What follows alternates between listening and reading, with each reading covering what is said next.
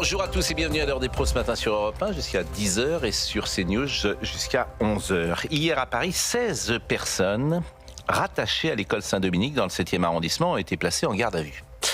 On peut s'interroger sur le calendrier judiciaire. Ces gardes à vue arrivent au lendemain de l'élection municipale alors qu'une plainte est déposée en 2019 à l'école maternelle Paul Dubois dans le 3e arrondissement et qu'un reportage diffusé sur France Télévisions a montré en janvier dernier le scandale qui couvait dans certaines écoles et cette diffusion est intervenue de nombreux mois après le tournage en caméra cachée qui lui datait du printemps 2025. Tout ça pour dire que l'information était connue. Forcément.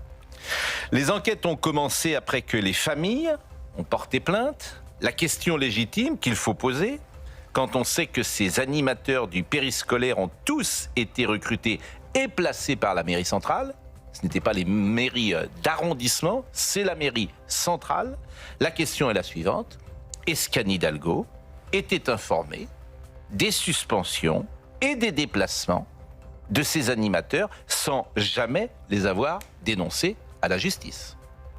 Et au-delà d'Anne Hidalgo, la question vaut également pour son équipe, et notamment celui qui allait devenir le maire de Paris, Emmanuel Grégoire. Qui était au courant? C'est à la justice aujourd'hui de travailler, de donner des réponses. A-t-il existé un réseau? C'est une autre interrogation. Enfants abusés, familles traumatisées. Le scandale du périscolaire est une ignominie et chacun a le sentiment que cette affaire ne fait que commencer. Il est 9h. Félicité Kindoki. L'heure des pros, 9h-10h, Pascal Pro sur CNews et Europe 1.